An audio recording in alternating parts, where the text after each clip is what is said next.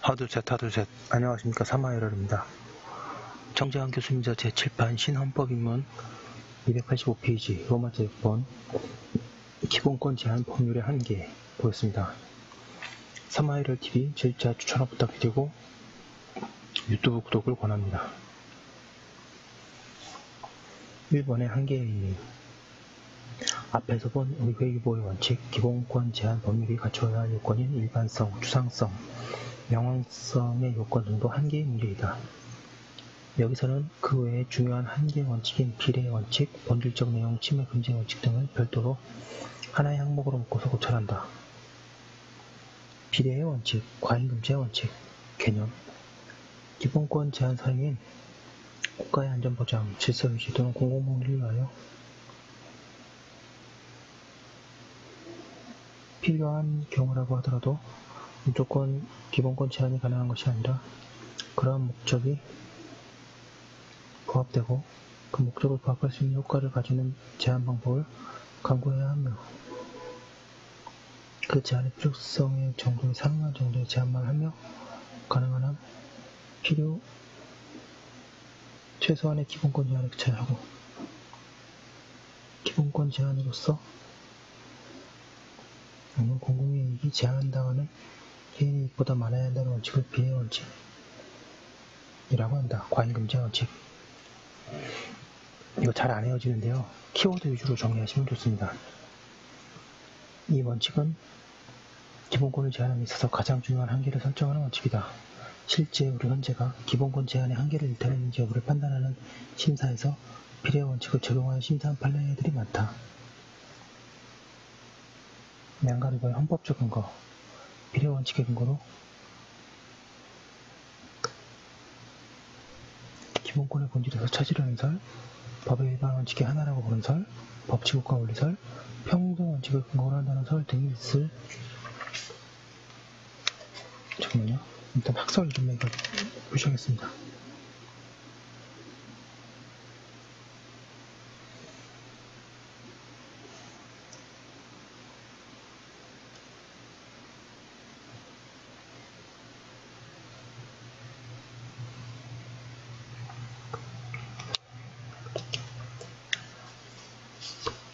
안녕하세요. 286페이지 수익고 우리 헌법의 경우에 제37조 2항에 필요한 경우에 하나에 의해서 찾는 견해가 있다. 우리 헌법재판소는 헌법 제37조 2항이 요구하는 과잉금지의 원칙, 헌법 제37조 2항에서 정하고 있는 기본권 제한의 한계인 과잉금지의 원칙이라고 하여 헌법 제37조 2항을 비례 원칙의 헌법적 근거로 본다. 한편 비례 원칙이 법치주의의 요소 내지 내포라고 본다면 우리 헌법상의 법치주의의 근거는 헌법 제37조 2항이므로 비례 원칙의 근거를 헌법 제37조 2항이라고 볼 수 있다. 구하고 있습니다.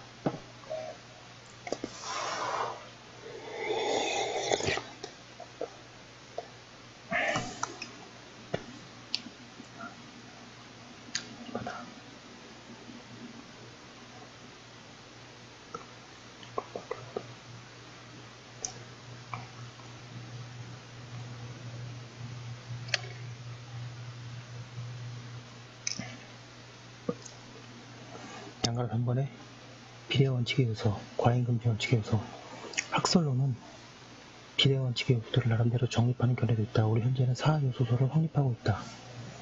판례 사요소설. 현재는 과잉금지 원칙의 요소로서 1번의 목적의 정당성, 2번의 방법의 적절성, 3번의 피해 최소성, 4번의 법익의 균형성을 들고 있는 바, 그 요소들에 맞는 제한인지 여부의 심사를 통하여 문제되고 기본권 제한의 합헌성 여부를 심사하고 있다.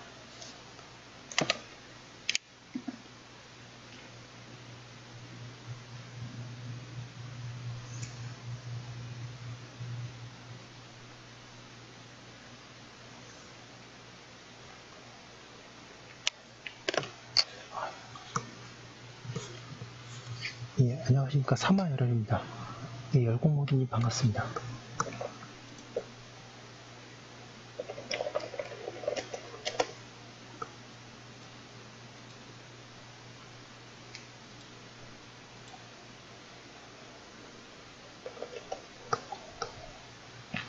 판례 보겠습니다. 과잉금지 원칙의 4요소. 동그라미 1번에 목적의 정당성, 2번에 방법의 적절성, 3번에 피해의 취소성, 4번에 법익의 균형성, 관련 설치 요약.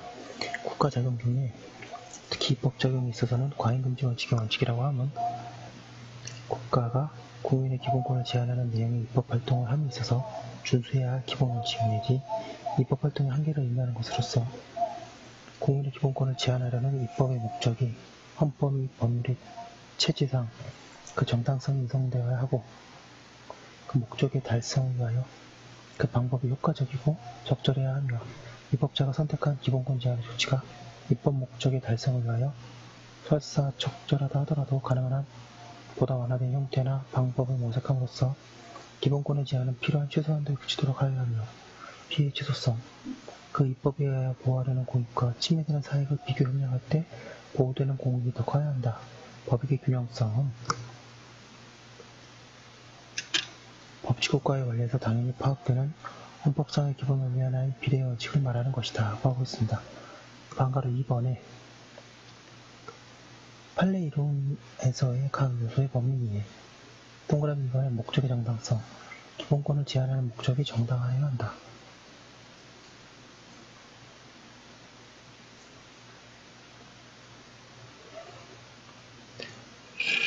우리 헌법 287페이지 제37조 2항은 기본권 제한의 사유를 국가의 안전보장, 질서유지, 공공복리로 명시하고 있으므로 기본권 제한이 국가의 안전보장, 질서유지, 공공복리 중에 하나를 위한다는 목적을 가져야 하고 이러한 목적에 부합되는 제한 입법에 의하여 하나의 정당성이 인정된다. 목적의 정당성이 인정되지 않아 위헌으로 결정된 판례로는 이런 게 있습니다.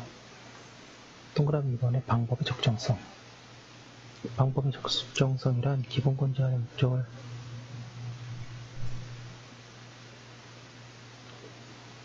달성하는데 효과가 있는 방법이어야 한다는 것을 말한다.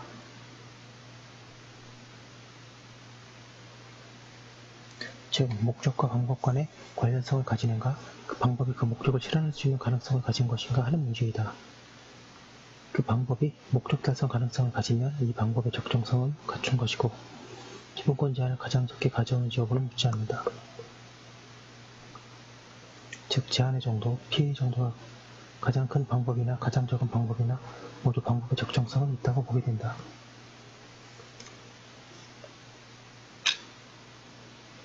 방법의 적절성이 없다고 하면 결정리 아래 있습니다. 3번에 피해 취소성. 사례 보겠습니다.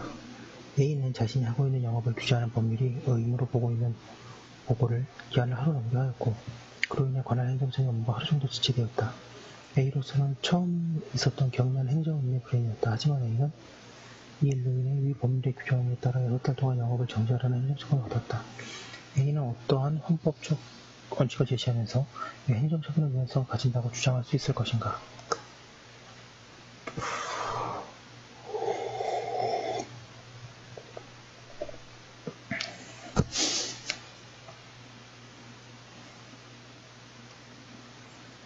피해의 최소성이란 기본권 제한에 있어서 가장 피해가 적은 방법으로 제한을 하여야 한다는 비례 원칙의 요구를 말한다.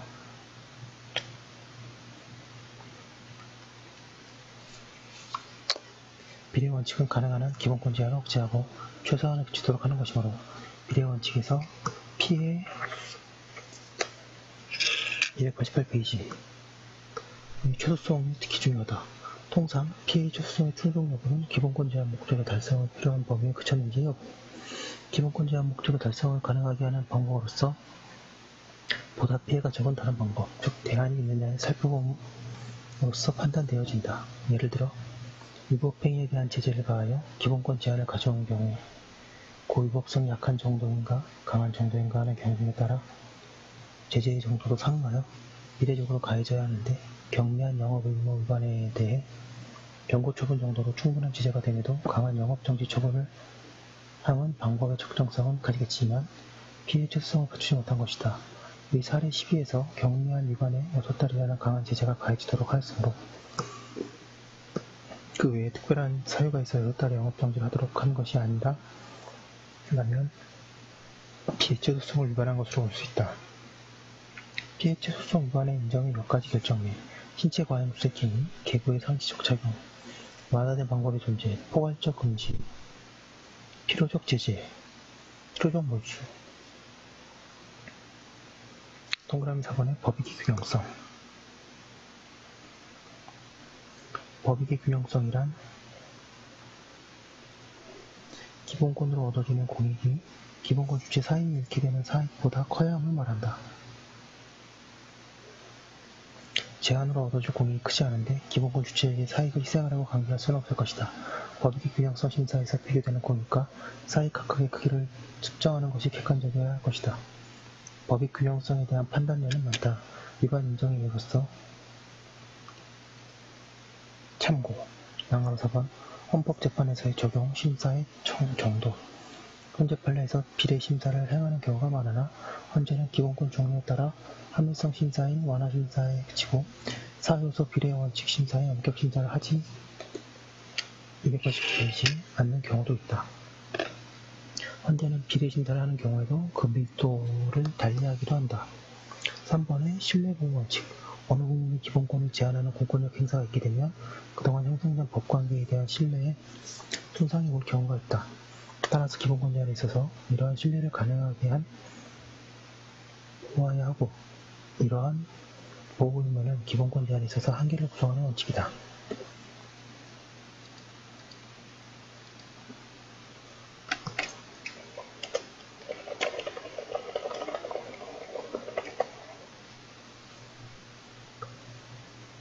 양가로 1번의 개념. 신뢰보호의 원칙이라면 어떠한 법률인 국가적용으로 인한 일단 형성된 권리관계가 이후에 새로운 법률이나 국가적용 등에 의해 기존의 그 권리관계를 깨뜨리지 않고 지속될 것이라는 믿음이 있고 이러한 믿음은 존중되어야 한다는 원칙을 말한다.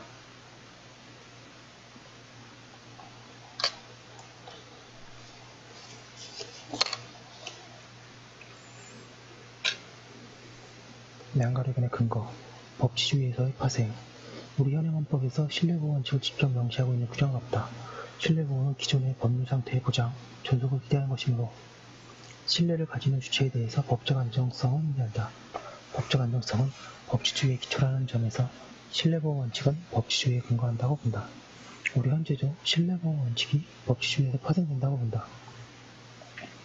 법치주의의 근거 규정은 헌법 제37조 2항에서 찾는다면 결국 헌법 제37조 2항이 신뢰보호 원칙의 헌법상 근거가 된다. 양가로 3번의 적용 요건, 방가로 1번의 보호된 신뢰의 요건, 신뢰의 가치 요건. 개인이 가지는 주관적인 신뢰가 모두 보호되는 것이 아니고 보호받을 가치가 있는 신뢰여야 보호된다.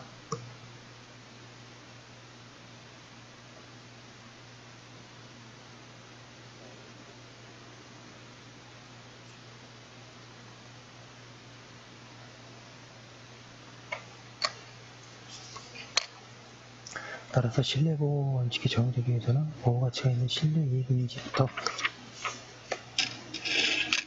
290페이지 먼저 가려야 하는 물론이다. 신뢰가치를 인정하기 위한 요건으로서는 아래 두 가지 요소를 들 수 있다. 동그라미 2번의 예측 불가능성. 장차 법률의 개폐에 의해 그 신뢰가 깨트려질 것을 예측할 수 있는 경우라면 그 신뢰는 보호받기 힘들다. 따라서 통상 일반인으로서 기존의 법률 관계나 이익을 존속받기 어렵다고 예측할 수 없었던 상태에서의 신뢰 이익이어야 한다.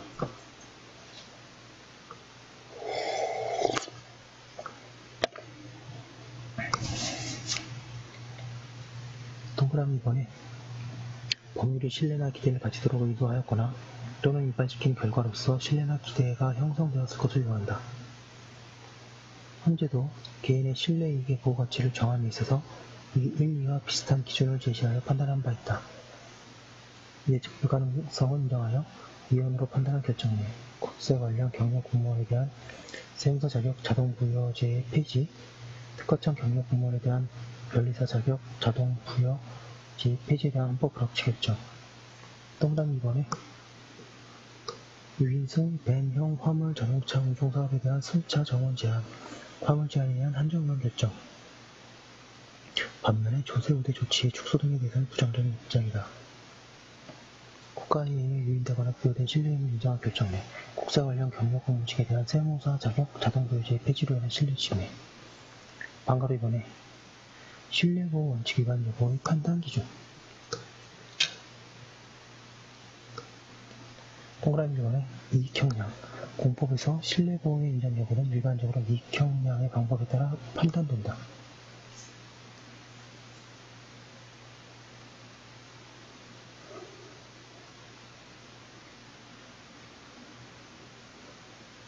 신뢰이익은 신뢰에 대한 보호 기대를 가지는 개인의 사적인 이익이다. 신뢰를 침해함으로써 거두려는 공익과 서로 비교하여 공익이 클 때, 신뢰 침해가 가능하고 사적인 신뢰이익이 더 클 때에는 그 신뢰가 보호되어야 한다. 헌재의 판례 이론도 그러하다. 헌재는 신뢰보호 원칙의 위반 여부를 가리기 위해서 한편으로는 침해받는 이익의 보호가치, 침해의 중한 정도, 신뢰가 손상된 정도, 신뢰 침해 방법 등과 다른 한편으로는 새 입법을 통해 291페이지 실현하고자 하는 공익적 목적을 종합적으로 비교 형량하여야 한다라고 한다. 유형결정 및 최고보상제도의 시행 이전에 이미 장애 사유가 발생하여 장애 보상연금을 수령하고 있던 수급권자도에게도 최고보상제도를 일정 유예기간 후 적용하도록 한 산업재해보상법 부칙조항이 신뢰보호 원칙에 대하여 재산권을 침해함.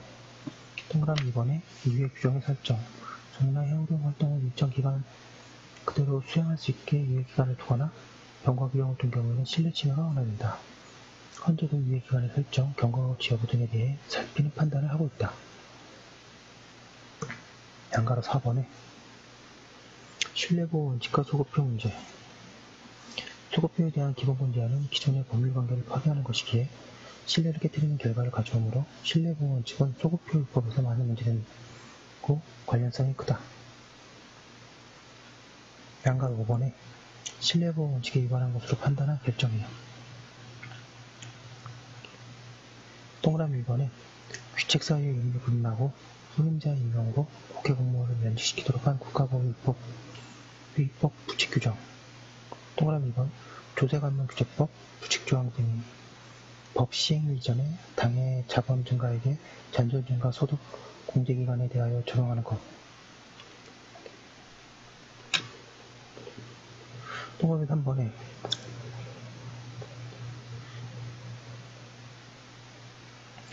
3번에 법 시행 이전부터 택지를 소유하고 있는 개인에 대하여 일률적으로 소유 상한을 적용하도록 한 택지 소유 상한에 관한 법률 규정. 동그라미 4번에 지방고등고시의 응시 상한 연령 기준일이 되는 최종 시험일 예전보다 늦추어 연도 말로 정함으로써 응시 상한 연령으로 5일 초과하게 되어 2차 시험에 응시할 수 있는 자격을 박탈한 공무원 임용시험 시험 시행계획 공고. 동그라미 5번에 국세 관련 경력직 공무원에 대한 세무사 자격 자동 부여제의 폐지. 특허청 291페이지에 경력 공무원에 대한 변리사 자격 자동 부여제의 폐지. 동그라미 6번에 최고보상제도의 시행 이전에 이미 장애 사유가 발생하여 장애보상연금을 수령하고 있던 수급권자에게도 최고보상제도를 적용하도록 한 산업재해보상보험법 부칙조항 등에 대한 유연성을 인정한 결정이에요. 동그라미 7번 토양오염 관리 대상 시설의 양수자도 오염 원인자로 간주되기 시작한 토양환경보전법 규정의 시행인 이전에 토양오염 관리 대상 시설을 양수한 자를 무제한적으로 모두 오염 원인자로 간주한 동법의 규정은 신뢰보호 원칙에 위배된다고 하면서 적정한 개선 입법을 하도록 적용 중지의 헌법 불합치 결정을 한 이에. 동그라미 8번에 사법연수원에 입소할 당시에 법원조직법에 의하여 사법연수원의 소정 과정을 마치면 바로 판사임용 자격을 취득할 수 있었으나 이후 2001년 7월 18일 법원조직법이 개정되어 2013년 1월 1일부터 사법연수원의 소정 과정을 마치더라도 일정 기간 이상의 법적 능력을 갖추어야 판사로 임명할 수 있게 되는데 현재는 그러한 부칙 규정이 2011년 7월 18일 당시 사법연수원생의 신분을 가지고 있었던 자가 사법연수원을 수료하는 해에 판사 임용에 지원하는 경우에 적용되는 한 신뢰보호 원칙에 관하여 헌법에 위반된다는 한정형 결정을 한 이해 등이 있다.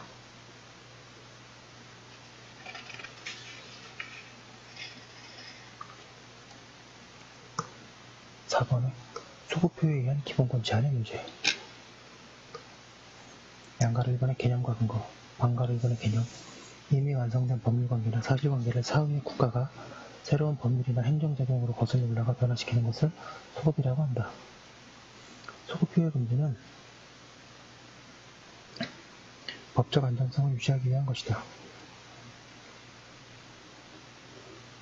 소급표에 대비되는 것은 장래형이다. 기존의 법률관계는 사실관계를 건드리지 않고 그대로 인정하되 장래에 행위되는 부분이라는 것은 소급표가 아니라 장래의 기본권 제한이다.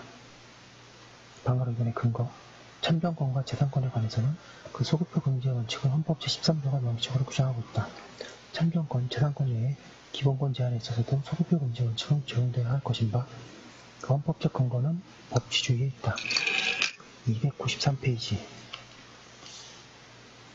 소급표 금지는 법적 안정성을 위한 것이고 법적 안정성은 법치주의의 중요한 요소이므로 결국 소급표 금지는 법치주의에서 도출되는 요구라고 볼 것이기 때문이다. 우리 헌법상 법치주의는 헌법 제37조 2항에서 나온다고 보기에 소급표 금지의 원칙은 헌법 제37조 2항을 근거로 한다. 양가로 2번의 소급표의 이유, 진정소급표와 부진정소급표의 구분. 소급표에는 진정소급표와 부진정소급표가 있다.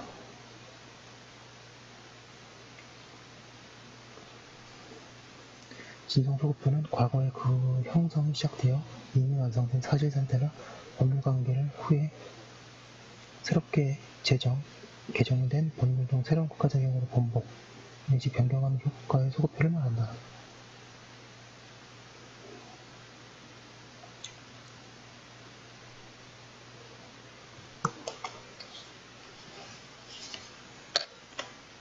부진정 소급표는 과거에 시작된 법률관계의 형성이긴 하나 아직 완성되지 않은 사실상태나 법률관계를 규율하거나 완성되지 않은 법률 상태로 새롭게 개정된 법률 등 새로운 국가작용에 의해 번복 내지 변경하는 경우에 소급표를 말한다. 진정소급표는 완전소급표라고도 부를 수 있고 부진정소급표는 부분적인 소급표를 말한다. 이러한 구분에 대해서는 문제 제기가 없지 않다. 양가로 3번에 허용 여부와 예외 및 한계. 원칙적으로 진정소급표 입법은 허용되지 않고 부진정소급표 입법은 허용된다. 현재도 그러한 입장이다. 다만 진정소급표 입법은 극히 예외적으로 인정된다고 보고 부진정소급표 입법도 국민의 신뢰를 침해할 수 있으므로 상당한 조건 하에 허용된다고 본다. 방가로 1번의 진정소급표 입법, 동그라미 2번의 원칙과 금지.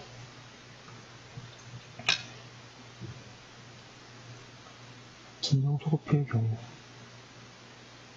당사자가 과거에 완성된 법률관계에 대해 강한 신뢰를 가지고 있어 신뢰보호와 법적 안정성을 위하여 이를 입법자가 보호하여야 헌법은 원칙적으로 이를 금지한다. 현재의 판례도 헌법 제13조 2항에서 금지하는 소급입법이란 진정소급표 입법이라고 보고 진정소급표 입법의 경우에는 원칙적으로 금지된다는 입장이다. 동그라미 2번의 예외적 허용. 현재는 진정소급 입법에 원칙적으로 금지되나 예외적으로 허용될 수 있다고 보고 그 예외 사유를 다음과 같이 설정하고 있다. 1번에 국민이 소급 입법을 예상할 수 있었거나 법적 상태가 불확실하고 혼란스러웠거나 하여 294페이지 보호할 만한 신뢰이익이 적은 경우와 동그라미 2번에 소급 입법에 의한 당사자의 손실이 없거나 아주 경미한 경우 그리고 신뢰보호의 요청에 우선하는 심의 중대한 공익사회 사유가 소급 입법을 정당화하는 경우 등이라고 한다. 방가로 1번의 유효한 결정례로서 동그라미 2번의 개정 전 정정보도 청구에 대한 개정법의 적용. 현재는 구언론중재 및 피해 구제 등에 관한 법률 즉 제2조 법률은 동법이 시행 전에 행하여진 언론보도에 대해서도 정정보도 청구권의 성립 요건과 정정보도 청구 소송의 심리 절차에 관하여 동법이 소급하여 적용되게 함으로써 이미 종결된 과거의 법률관계를 소급하여 새롭게 규율하는 것이기 때문에 소위 진정소급 입법에 해당한다고 보았고 이러한 진정소급 입법이 예외적으로 허용할 특단의 사정도 인정되지 않는다고 판시하여 위원으로 결정하였다. 동그라미 2번에 국법화에 발생된 하자의 담보 책임 기간을 신법으로 축소한 경우에 현재는 공동주택의 하자 담보 책임 기간이 신법에서 축소되는데 신법 부칙조항은 구법하에서 발생한 하자에 대해서도 신법이 적용되게 하여 진정소급입법으로서 구법 아래에서 적법하게 발생한 하자담보 청구권을 소급하여 박탈하여 신뢰를 심각하게 침해하는 것이어서 신뢰보호 원칙에 반한다고 위헌결정을 하였다. 동전 3번에 공무원연금 감행조항을 소급하여 적용하도록 규정한 공무원연금법 부칙규정 진정소급입법인데 예외적으로 허용되는 경우에도 해당되지 아니하므로 위헌이라고 결정하였다. 동그라미 4번에 부당 환급받은 세액을 징수하는 근거 규정인 개정조항을 개정된 법 시행 후에 최초로 환급세액을 징수하는 법부터 적용하도록 규정한 법인세법 부칙규정은 진정소급입법으로서 위헌이라고 결정되었다.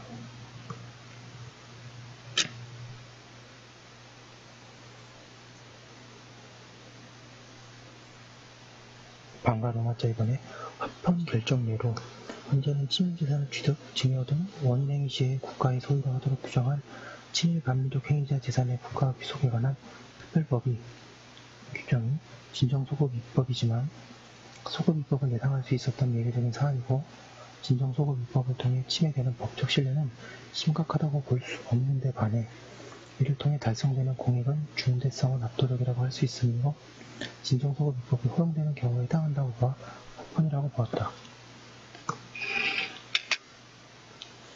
295페이지 방가로 2번에 부진정소급표 입법 동그라미 1번의 원칙과 허용 부진정소급표 입법은 그 변경 대상이 아직 완전한 법률관계에 형성된 것은 아니기에 그 보호가 강할 수는 없고 일반적으로 허용된다.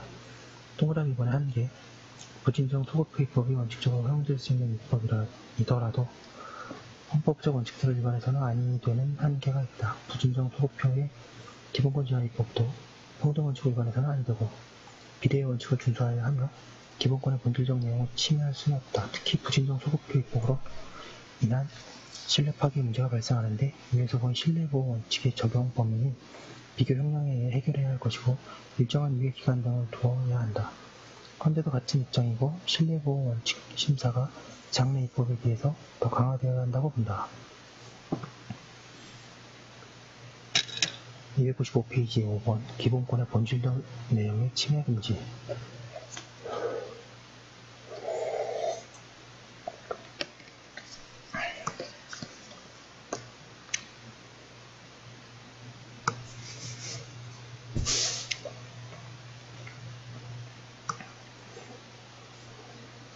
헌법 제37조 2항은 국민의 모든 자유와 권리를 법률로서 제한하는 경우에도 자유와 권리의 본질적인 내용을 침해할 수 없음을 명시하고 있다. 기본권의 본질적 내용이 무엇이냐가 문제된다. 양가로 1번에 본질적 내용의 개념 반가로 1번에 학설, 독일에서의 논의 독일 기본법 제19조 2항은 어떠한 경우에도 기본권은 그 본질적 내용에 있어서는 침해되어서는 안 된다라고 명시하고 있는데 이 본질적 내용이 무엇이냐가 독일에서 논란이 되고 있다. 1번에 주관설과 객관설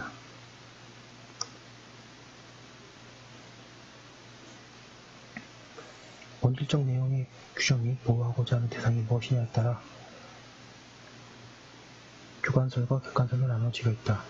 주관설은 본질적 내용 규정이 보호 대상이 개인의 주관적인 권리라고 보는 학설이다. 객관설은 본질적 내용을 하나의 객관적인 법 규범, 사회적 제도를 보호하는 대상으로 보는 학설이다. 2번에 절대설, 상대설, 절충설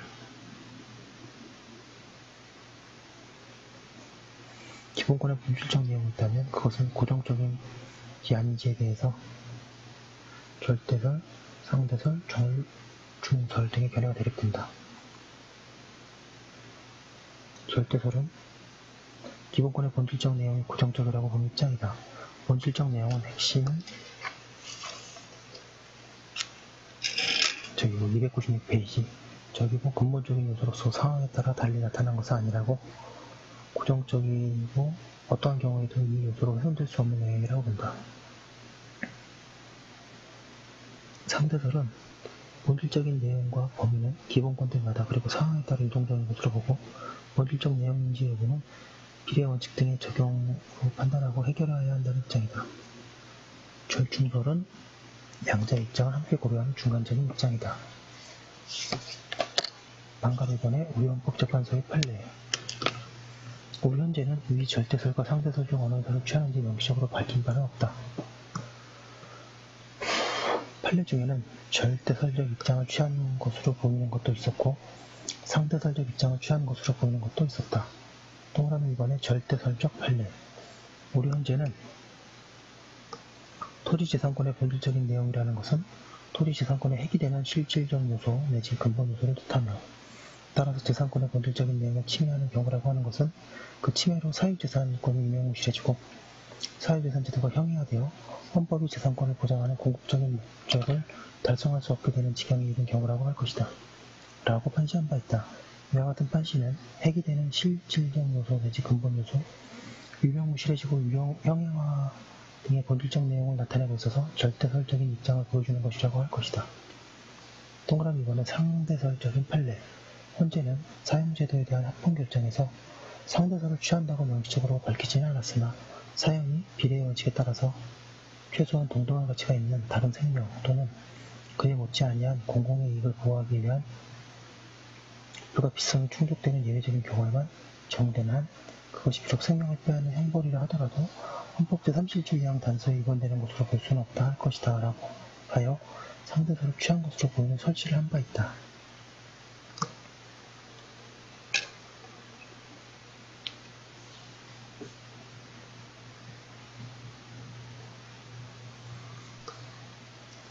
양가로 이번에 본질적 내용 금지 규정의 성격. 본질적 내용 금지 규정은 기본권의 자연권적 성격을 나타내는 규정이다. 이는 기본권 제한에 있어서 내용적 한계라는 성격을 가진다. 또한 현행헌법 제37조 2항 단서의 본질적 내용 침해 금지 규정은 헌법의 근본 규정으로서 헌법 개정의 대상이 될 수 없다. 좀 너무 급하게 한 감이 없지 않은데요. 이 부분은 문제 많이 푸시면 좋습니다. 기본권 강론은 조문을 보셔야 되고요. 기본권 총론은 다 문제 풀이로 정리하시면 좋습니다. 여기까지 한 거 올려놓고 또 이어서 하도록 하겠습니다.